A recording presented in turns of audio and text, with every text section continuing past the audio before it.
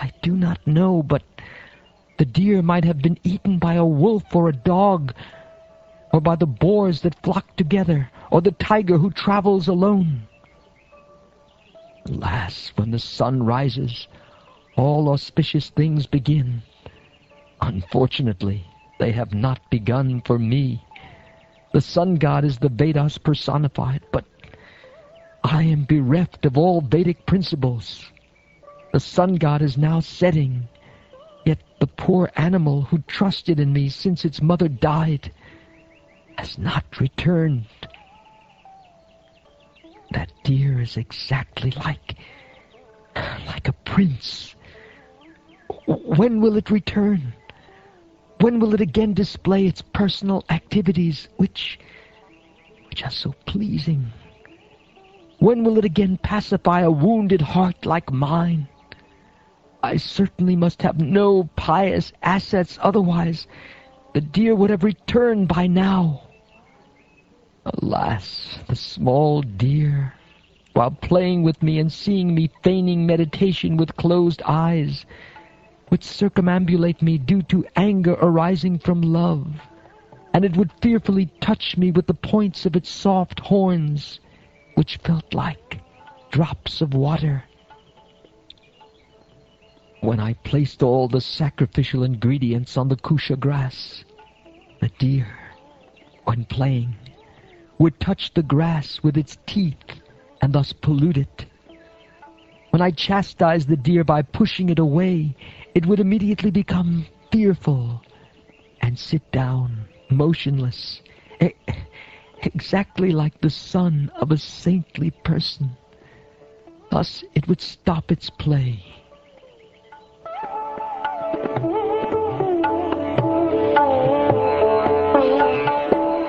After speaking like a madman in this way, Maharaj Bharat got up and went outside. Seeing the footprints of the deer on the ground, he praised the footprints out of love, saying, "Oh, unfortunate Bharat, your austerities and penances are very insignificant compared to the penance and austerity undergone by this earth planet. Due to the earth's severe penances, the footprints of this deer, which are small, beautiful, most auspicious and soft, are imprinted on the surface of this fortunate planet. This series of footprints show a person like me, who am bereaved due to loss of the deer, how the animal has passed through the forest, and how I can regain my lost wealth.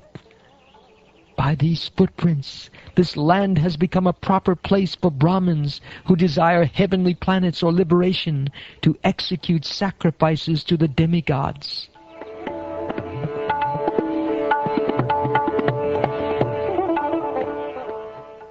Maharaj Bharat continued to speak like a madman.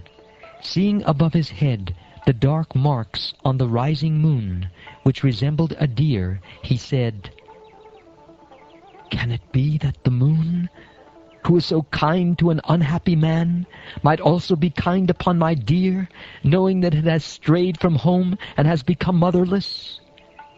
This moon has given the deer shelter near itself, just to protect it from the fearful attacks of a lion. The deer's son was so submissive and dear to me that due to its separation I am feeling separation from my own son. Due to the burning fever of this separation, I am suffering as if inflamed by a forest fire. My heart, which is like the lily of the land, is now burning. Seeing me so distressed, the moon is certainly splashing its shining nectar upon me, just as a friend throws water on another friend who has a high fever. In this way, the moon is bringing me happiness."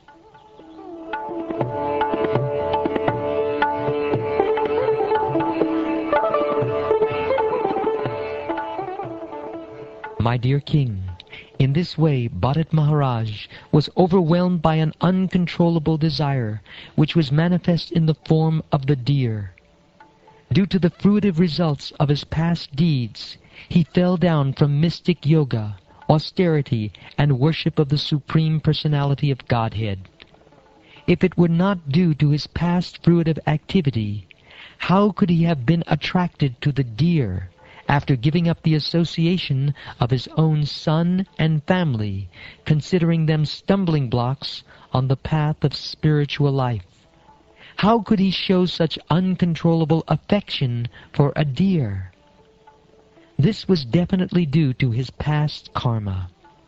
The king was so engrossed in petting and maintaining the deer that he fell down from his spiritual activities.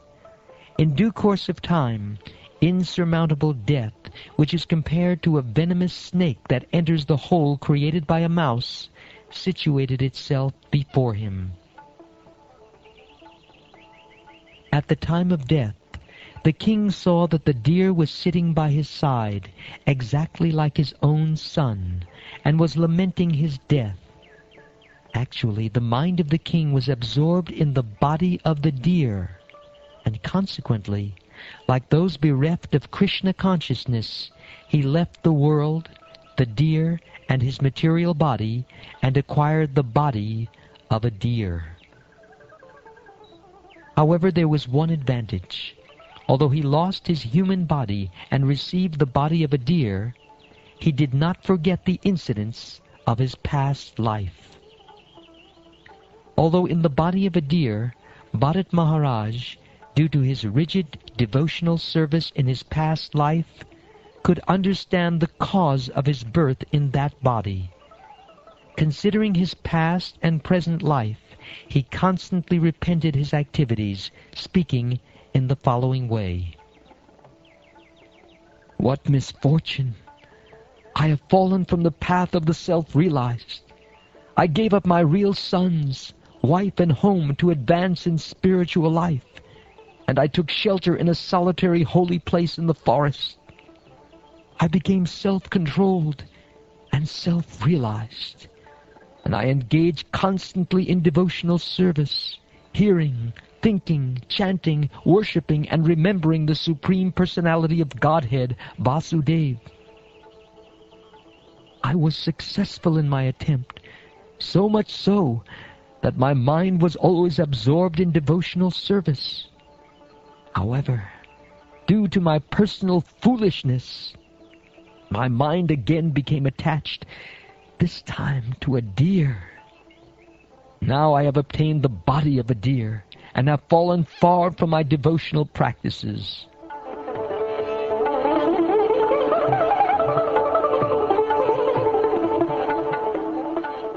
Although Bharat Maharaj received the body of a deer, by constant repentance he became completely detached from all material things.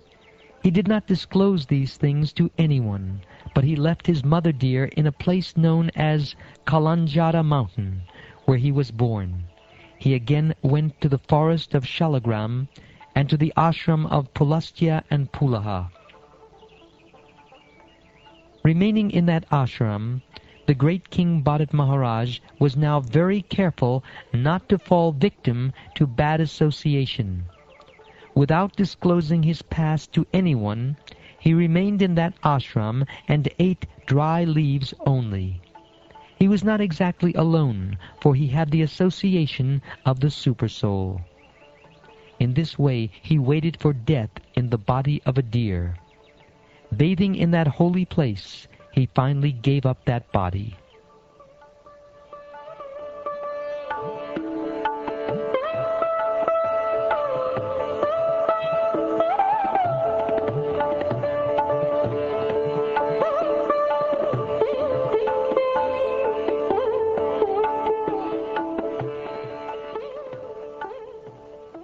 Thus ends the 8th chapter of the 5th canto of the Shrimad Bhagavatam, entitled A Description of the Character of Bharat Maharaj.